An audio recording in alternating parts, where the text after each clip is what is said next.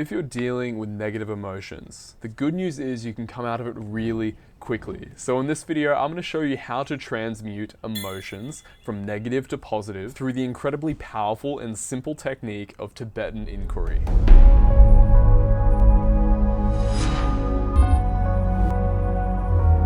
Alright guys, so I'll include a timestamp here if you want to jump straight to the technique, but before we do that, I thought it would be worthwhile giving a bit of context on how I discovered this technique and how it's been effective in my life and when to apply it. So if you've been following this channel, you know that I am a huge advocate for meditation, and in fact I have a 2-hour daily practice.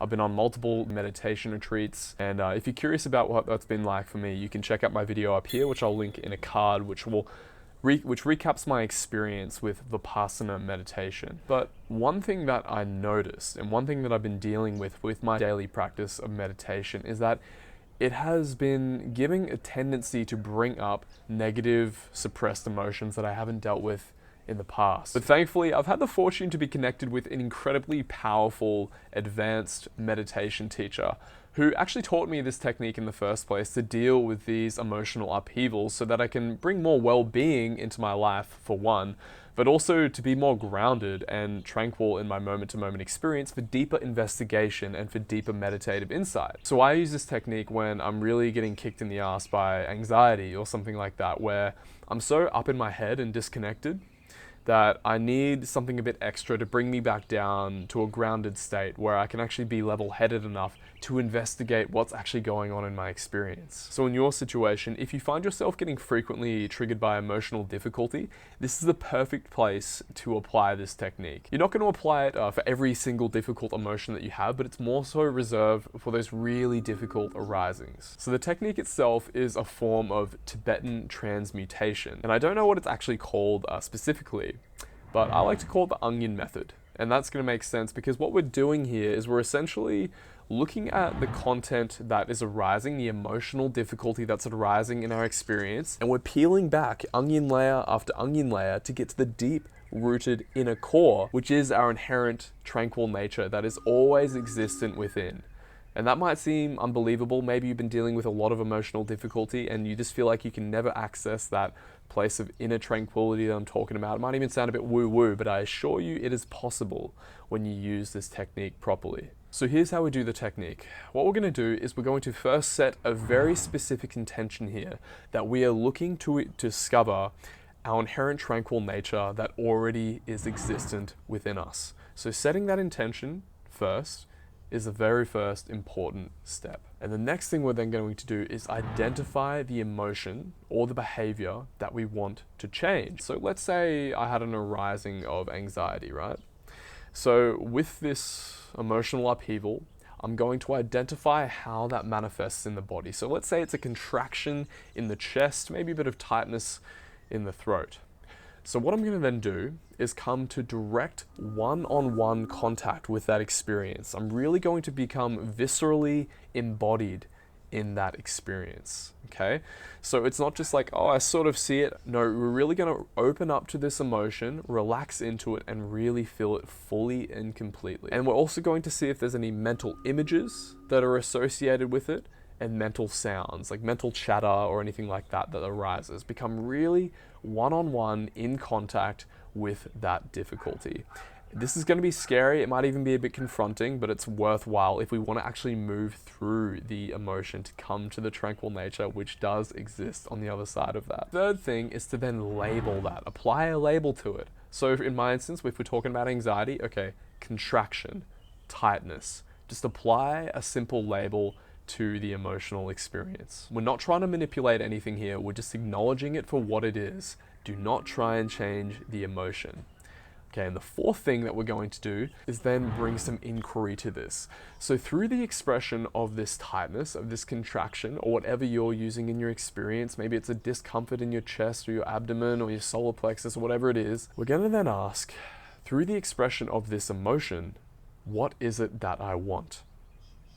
Really coming one-on-one, what is it that I want? And then we're going to allow in a state of reverie, a dreamlike state of reverie for mental images, of whatever it is that we want through that emotion to arise, whatever's real for us. We're coming to this fresh, each time we do this. Very important, fresh. So let's say, as an example, okay, I feel this contraction in my throat, in my abdomen. What is it that I want through this emotion? Okay, I want to be more courageous. We'll use that as an example. So then what we're going to do, the next step, is to then imagine what would it be like if I were to experience that fully and completely.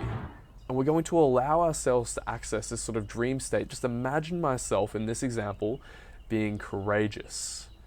And then we're going to feel what that feels like fully and completely.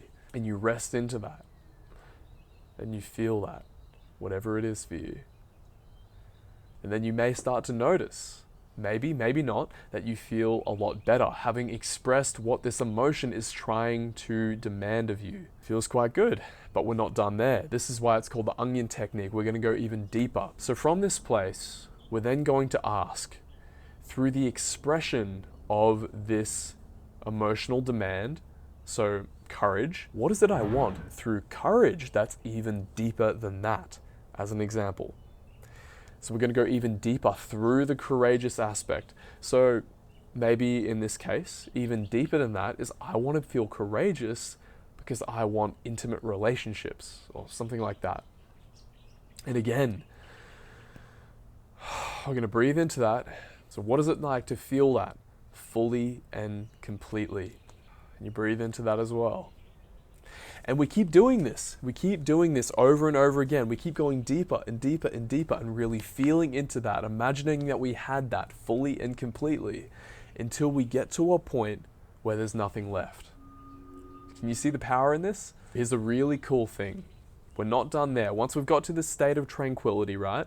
What we're now going to do, and this is the important, really important thing that we're going to now do, is we're going to feel into that pleasantness, or if at the very least we're going to feel at least a little bit better if we've done this process.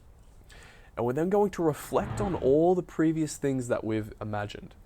So in this example, I've used intimate relationships and courage. So I'm going to reflect on the fact, okay, I wanted intimate relationships and I wanted courage. Now what we can recognize right now in this moment is that we didn't need those things to be in this state that we're at currently. We didn't need courage, we didn't need an intimate relationship, because right now in this moment we are directly experiencing tranquility. So what you've done here is you've transmuted a negative emotion and you're feeling the rewards of that without actually having to literally obtain what was required to get here. So this points to the fact that you have an inherent tranquil quality, always accessible, a wisdom quality, a factor of awakening actually, that is always available in your experience. And you can probably see what's so powerful about this is that we're peeling back and we're really getting to the root of what's going on here. It's not just like a little superficial, we're peeling off one onion layer by band-aiding a technique on. No, we're really going deep here. It's almost like a form of psychotherapy. It shouldn't replace psychotherapy, but I would actually argue it's potentially even more effective than psychotherapy when done properly, because we're really engaging extremely intimately with what's going on in the moment, in our experience, what's really real for us right now, as opposed to a psychotherapist sort of dredging through material that isn't really vivid and real for us in that moment, unless they're a good psychotherapist and they actually do that. But nonetheless, I digress. Now, 5 brief, very important things to keep in mind with this technique before we wrap this up. But before we do that, I'd appreciate if you like the video, if you found that whole thing valuable, and consider subscribing to the channel if you want more videos like this one. First thing is we need to come to this fresh each time that we do it. So you might think that when you do this process, you're like, okay, I've already done this experience before. I already know that I want courage, but no, come to this fresh every single time, whatever is real for you in that experience. Very important to do that. Second thing, as you do this more and more, transmutation will happen faster. Keep that in mind. This only gets more powerful the more and more that you do it, which is really exciting. Third thing, you can do this anywhere, but when you first begin, I would actually recommend doing it in a place that's a lot quieter and still, so you don't get interrupted. Like, say you're in the workplace, maybe you can go to a bathroom and do that process there, as opposed to doing it out in a really public, discursive place where it's quite difficult.